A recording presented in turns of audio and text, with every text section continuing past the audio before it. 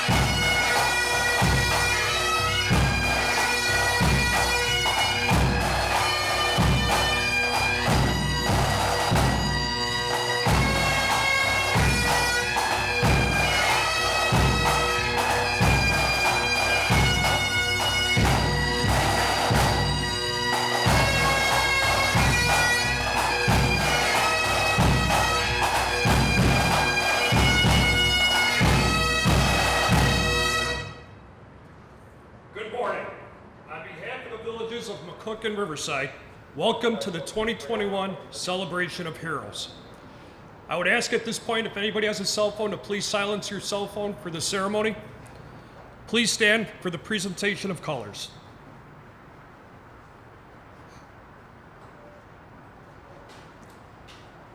Chief Jones, colors are present.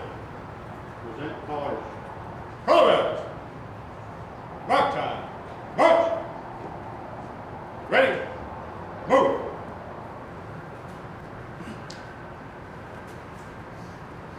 Color. Halt. Prepare to post. Colors. Post. Color. Present. Arms. Order. Arms. Mark time. March. Ready? Move.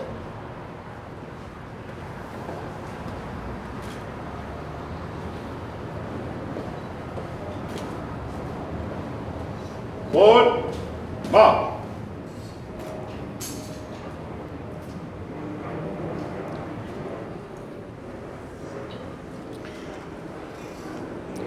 Good morning. Please be seated. Just a very brief announcement at the conclusion of the ceremony. Compliments of Mayor Carr. We have some hot dogs and hamburgers being grilled outside, and please feel free to help yourself to that. On behalf of Chief Mark Jones, Director Matt Buckley, and the members of the McCook and the Riverside Fire Departments, welcome. Thank you for being with us here today.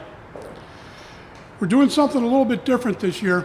A concern has always been in our effort to never forget that multiple agencies would be scrambling on the even years or the anniversary years to have some event to remember, and then let the other years just go as they may.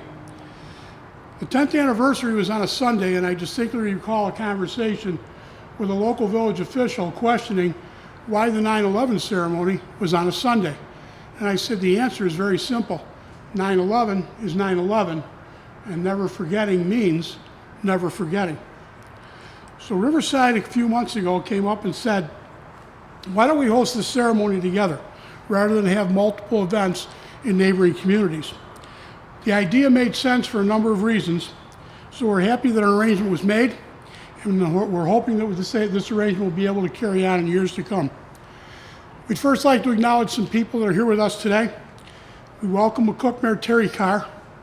We also have a special guest, very special guest, Willow Springs President Melissa Nettermeyer. We also welcome members of the respective village boards, and also acknowledge McCook Police Chief Steve Svedich and the members of his department that are here. And a big shout out goes to the McCook Department of Public Works that have worked so hard the last few days to prepare this facility to welcome our guests. Today marks the 15th event like this that I have done, and each year I've been very fortunate to acknowledge the presence of and extend my gratitude to the Division 20 Honor Guard. The very first event that the Division 20 Honor Guard did 17 years ago was to provide Stone Park firefighter Jeffrey Bergstrom with the line of duty death funeral that he deserved. They have twice earned the title of national champion in drill team competition. We have said each year that their presence gives this event its dignity and its credibility and takes this event to a whole nother level. That has never changed. We have a new addition this year. We have a contingent from the Chicago Police Department Pipes and Drums, and we want to acknowledge them. Founded in 1999, they are one of the very few police pipe bands in the nation that is made up solely of their rank and file. They bring to us today a long tradition in this country dating back to the mid-1800s. When the potato famine hit Ireland, it drove thousands of people to this country. And the immigrants that came here needed jobs. And the only jobs that they were able to acquire was the jobs that no one wanted: police jobs and fire department jobs. When the original immigrants began dying off, the only funeral tradition that these people had was the one that they brought from the old country: the sound of the bagpipes. The band has been invited to play at the 80th anniversary at Pearl Harbor this year in Hawaii. We welcome you, Chicago Police Department Pipes and Drums, and we are grateful that you're here with us today. These two groups are here to help us honor the people that we are gathered to honor today. There is no level of gratitude that I can summon to show the level of thanks that they deserve. Will you please join me in a round of applause to say thank you.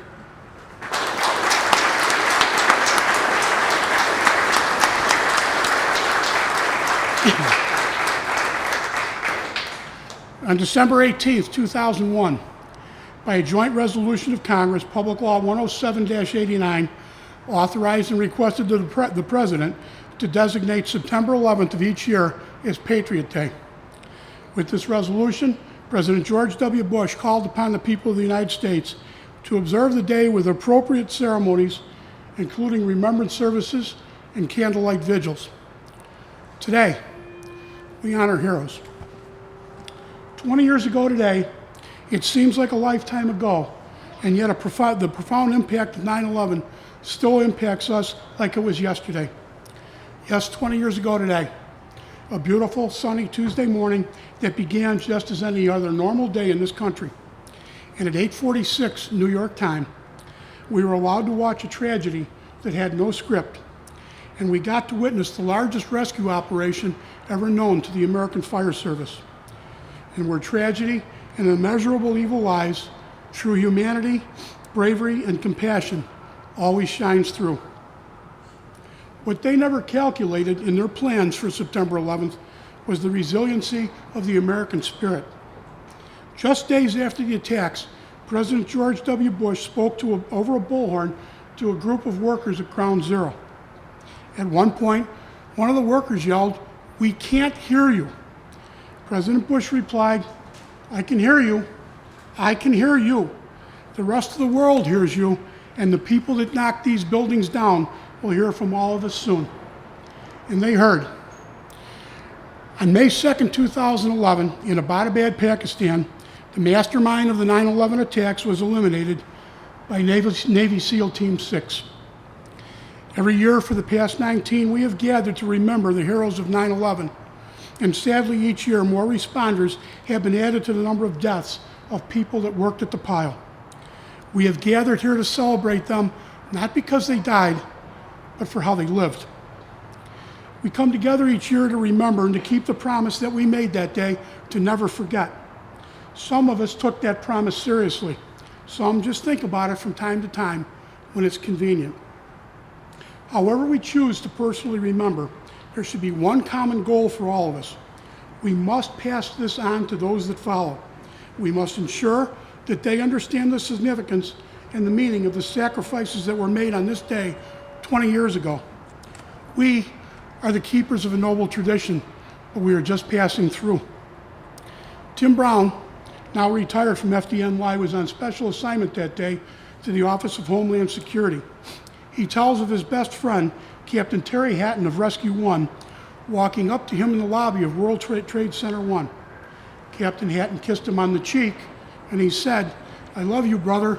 I don't know if I'll ever see you again. He led his men up a stairwell, and he did not question. That was the heroism of these firefighters and police officers on the day of 9/11.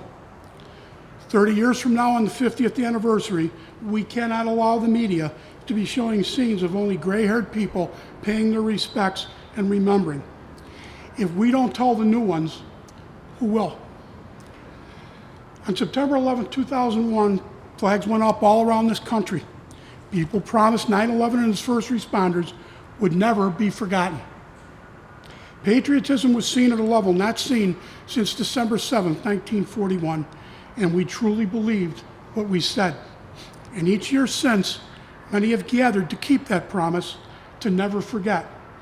Have you ever wondered why? The very first member of the New York City Fire Department to get killed that day was FDNY Chaplain's father, Michael Judge. The first responders that got to him placed his body onto a chair, and they carried him to a nearby church where he was placed on the altar. His death certificate is dated September 11, 2001, and is numbered 0001. The youngest member of FDNY to be killed was firefighter Michael Camarata of 11 Truck in Manhattan.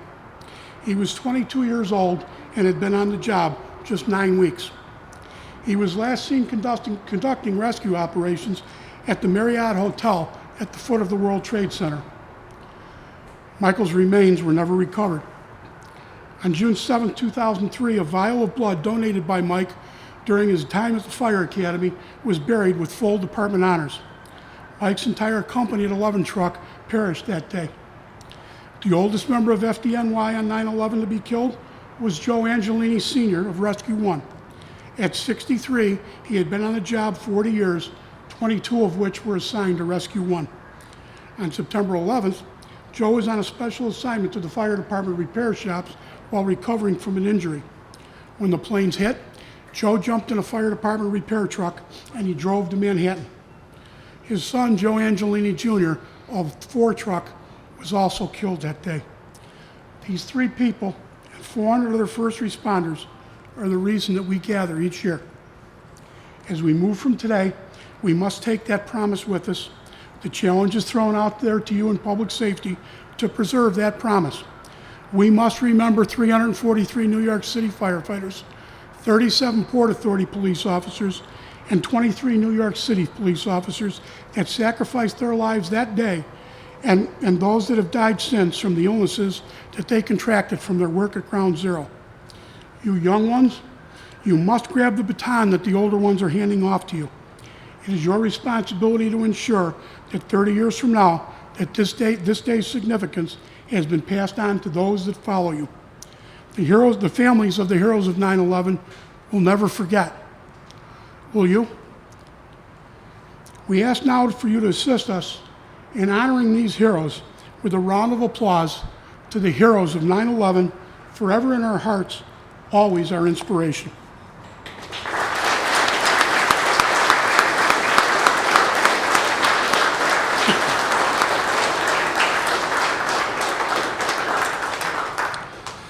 Our keynote speaker is currently in his 31st year with the Chicago Fire Department, the majority of which have been spent in various assignments in the Special Operations Division. He is currently a battalion chief assigned to the 8th Battalion on Chicago's northwest side. Tom is frequently pulled from his assignment to supervise special events. He was recently sent to the command center at Lollapalooza and is tapped often to be the battalion chief in special operations. In his spare time, he does training as a member of Illinois Task Force 1, which is a USAR Type 1 team deployable under Mabus, Illinois, that responds to both local and national emergencies and disasters. He's also an instructor at a number of fire schools in the area. Tom is a highly decorated officer, receiving life-saving awards from the Chicago Police and Fire Departments and multiple community organizations. And in addition to all that, he gets to call me friend. I consider it an honor to bring up my friend, Tom Vogenthaler.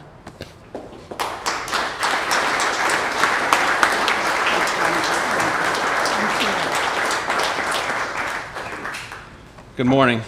I'd like to thank my friend Ralph for giving me the honor of speaking to you today. I'm humbly grateful to be here. We gather each year so that we never forget. So that we never forget the price of freedom. The price so many paid that day 20 years ago, and the price so many more have paid since then to secure this freedom, to secure our way of life. I know that I cannot ever forget that fateful day. It changed my life. It changed the world.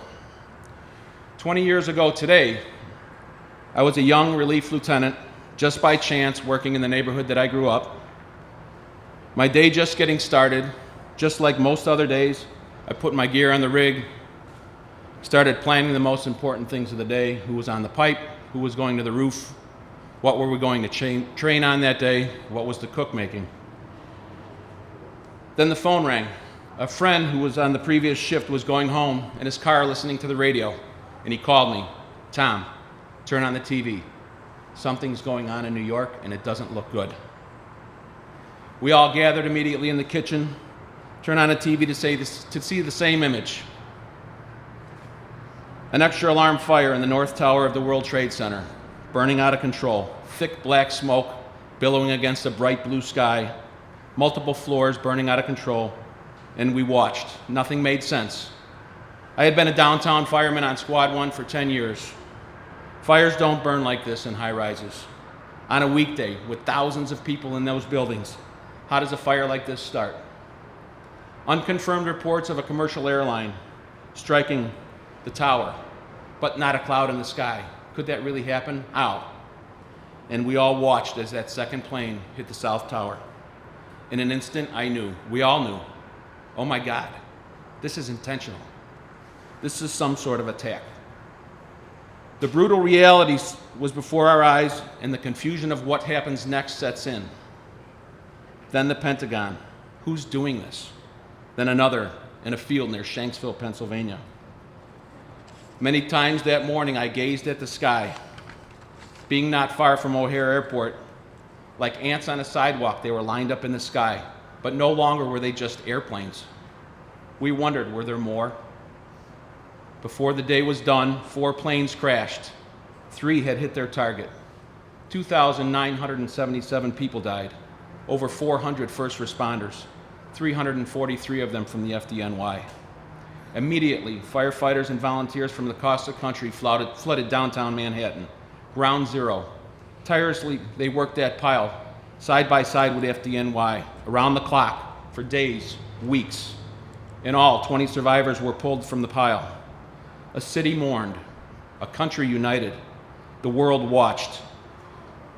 For those first few days and weeks, I worked extra shifts here in Chicago because we had so many going to New York.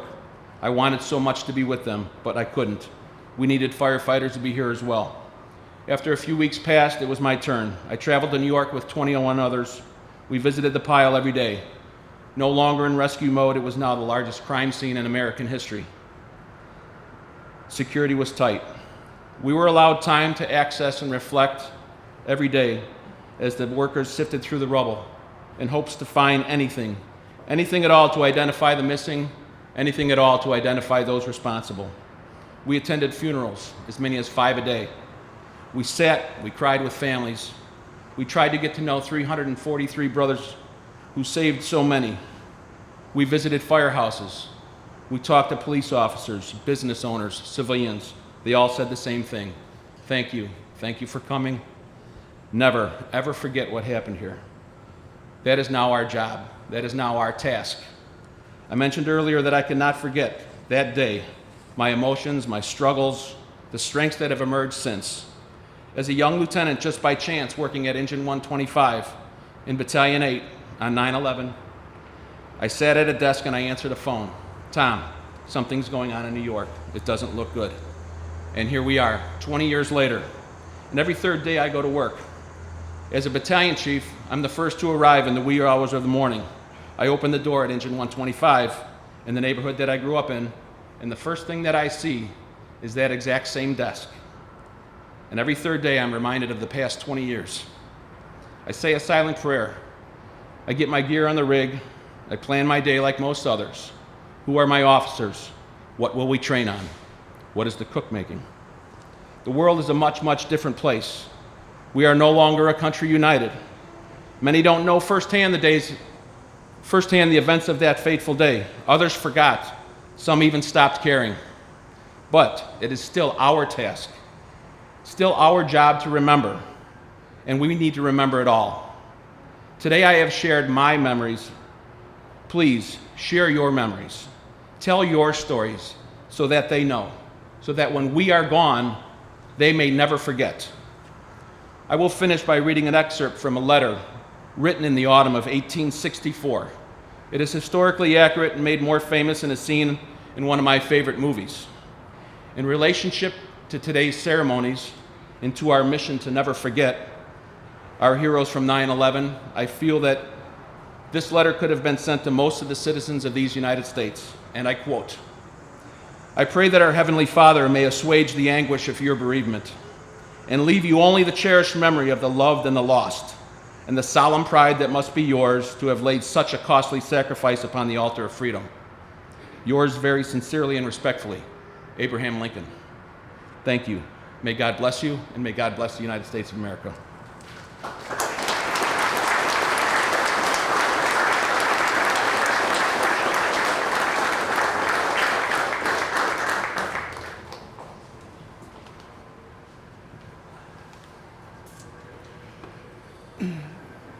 The Roman statesman and scholar Marcus Tullius Cicero is quoted as saying, "Poor is the nation that has no heroes, but poorer still is the nation that, having heroes, fails to remember and honor them."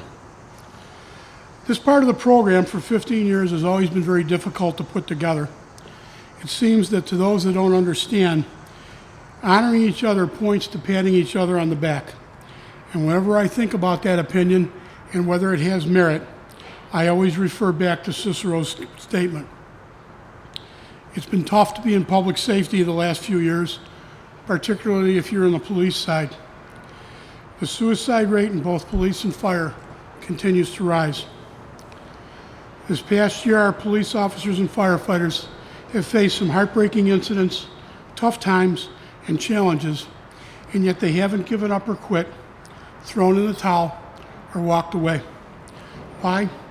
Because they're a family that believes in and supports something special, helping others. Every day in this country, fires are put out successfully, and bad guys are taken off the street with little or no fanfare. 2 simple words from a colleague, "Nice job," are all that really matters. But I can tell you that if you have the support of the community that you serve, it makes the job that much easier and the apathy ends. So we added this section 15 years ago to ensure that the professionalism and the dedication never goes unacknowledged, just like it didn't on September 11, 2001, and the months after. Patty Brown, the captain of 3 Truck, among those killed on 9/11, once said, "When they need help, they call us. And when we need help, all we have is each other. It's a brotherhood." Yes, it's a brotherhood. The brotherhood is something special that someone wouldn't understand if they're on the outside looking in. The brotherhood is a word that has special meaning, and the new people coming in must be taught what that special meaning is. It's a term that goes beyond the walls of any police station or firehouse. If you're on the job, you're a brother, no matter what the patch on the left arm reads. Until a month ago, the following was not in this delivery. When I read it, it had to be added, and some things had to be deleted to make room. This Facebook posting, done by a Chicago Fire Department paramedic on the morning after a Chicago police officer was shot in the face and killed on a traffic stop, was so powerful that I felt it needed to be shared. With permission of the author, it reads, "I came home from shift this morning to a sink full of dirty dishes. The dog run needed cleaning, the floors needed Swiffering, and a pile of laundry I left before I went to work was still waiting to be folded and put away. I was tired, and I felt a little heavy at all the stuff that needed to be done after my shift. As I unloaded and reloaded the dishwasher, my mind wandered to Officer French and the Chicago Police Department. Last night, she gave it. She made the ultimate sacrifice in the performance of her duties. A routine traffic stop turned into an unnecessary tragedy, and another police officer's life is hanging in the balance from the same incident. Here I am on autopilot, taking for granted all the things that wait for me when I get home. Yes, there are chores to do, and I'm tired, but there is a whole household of beautiful things that are waiting for me when I get home. My husband, my kids, my mom, my fur, feather, and scale babies, my bed, the giant tree in my front yard, my porch, the plants, and every other thing that brings me comfort at home. Officer French didn't get to go home last night. If you ask any first responder what the main goal at the end of each tour of duty is, it's to go home safe in the morning. Yes, take care of people, take care of the community, take care of one another, but the main goal is to go home to your family. My heart is heavy today.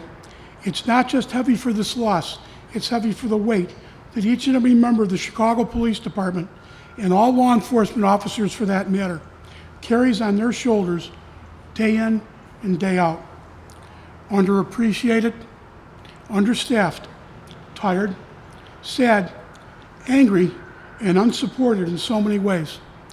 Their load and their hearts are heavy. They need us more than ever to know that not all of us vilify them. They need to know that they are needed, respected, and held in the highest form of honor for a job that most of us could never think of doing. They see the stuff of nightmares on a daily basis and still go home to be mothers, fathers, daughters, sons, and neighbors, all while shielding us from the evils that plague our society. These people are heroes, and they are human beings. They deserve to be treated as both. R.I.P. Officer French, your time in hell is over. So you guys and girls out there in public safety, remember this. The pivotal moment for a true hero is the day that they take their oath to serve. A person does not become a hero in one instance of bravery, but in living brave every day. In your humility, I was just doing my job. Accept in your mind that you are a hero and that you live brave every day of your life. So let's take a moment, although too brief, to render a round of applause from the community members and from each other in support of a job that is done each day in your career, living brave.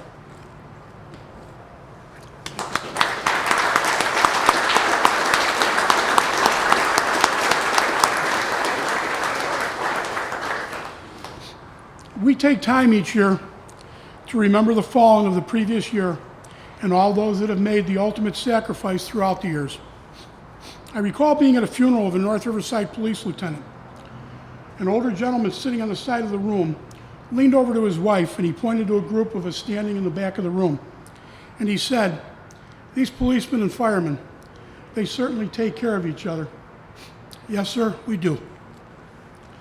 To assist us in doing that today, from the Chicago Fire Department, our District Chief John Geese assigned to District 3 for airport operations, Commander Clay Whiteley assigned to Fire Training Academy operations, and firefighter Vanessa Grazzini assigned to Squad 1 of Special Operations. We are grateful to these first responders for being with us today.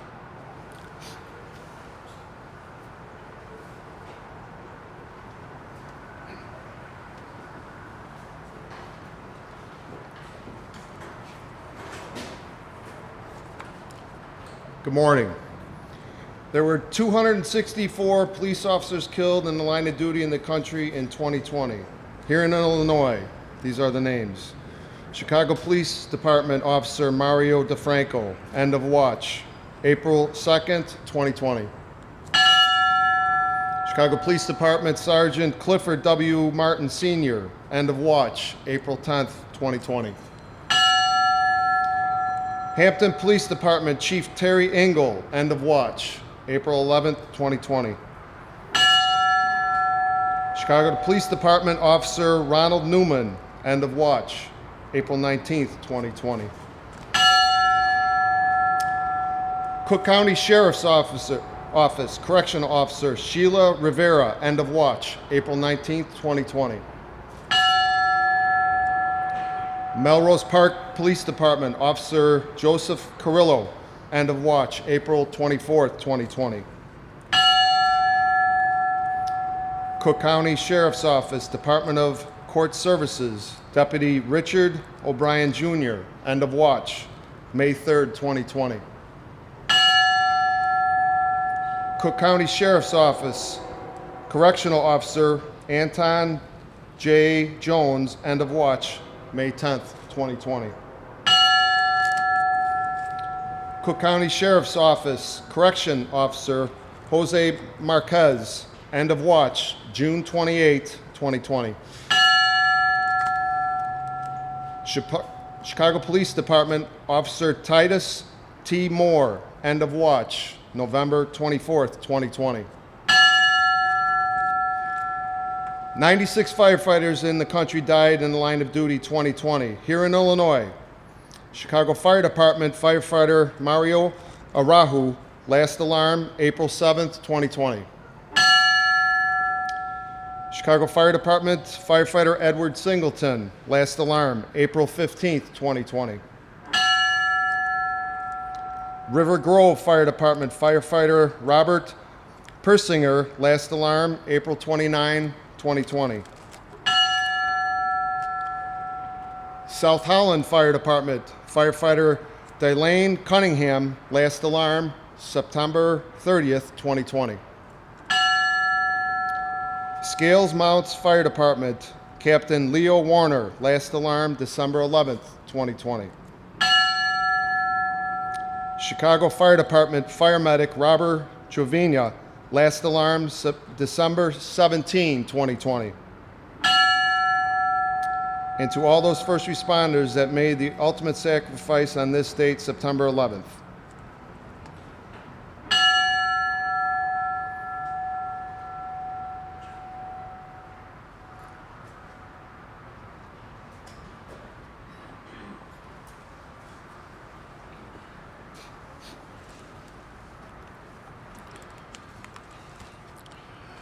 The men and women of today's fire service are confronted with a more dangerous work environment than ever before. We are continually forced to change our strategies and tactics to accomplish our tasks. Our methods may change, but our goals remain the same as they were in the past: to save lives and protect property, sometimes at a terrible cost. This is what we do. This is our chosen profession. This is the tradition of the firefighter. The fire service of today is ever-changing, but is steeped in traditions 200 years old. One such tradition is the sound of the bell. In the past, as firefighters began their tour of duty, it was the bell that signaled the beginning of the day's shift. Throughout the day and night, each alarm was sounded by a bell, which summoned these brave souls to fight fires and to place their lives in jeopardy for the good of their fellow citizen.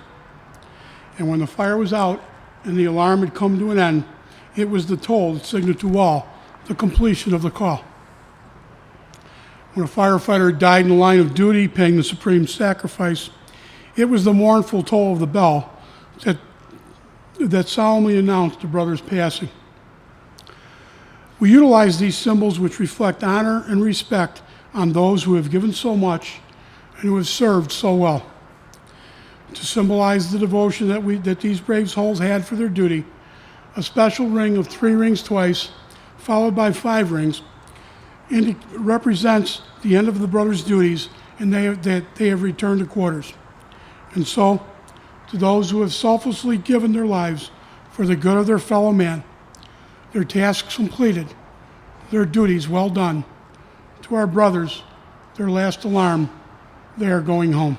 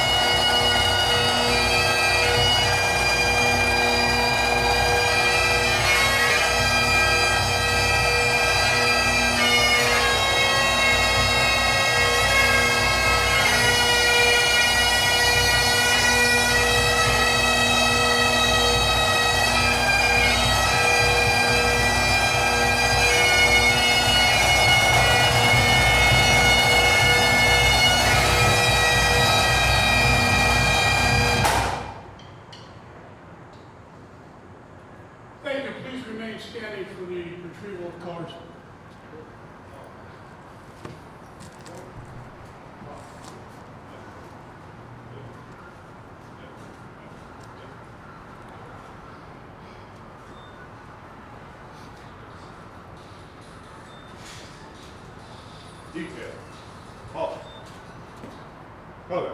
Mark time. Mark. Ready? Move.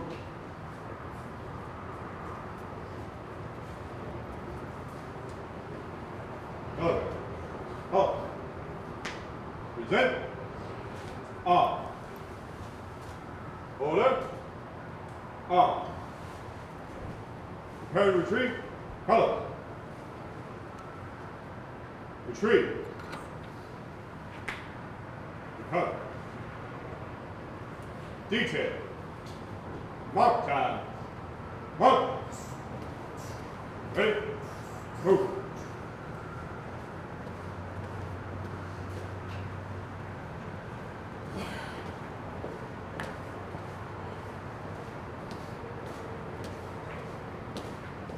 Forward. Mount. And ready! Military wing, stand away! But it's center! Quick! March!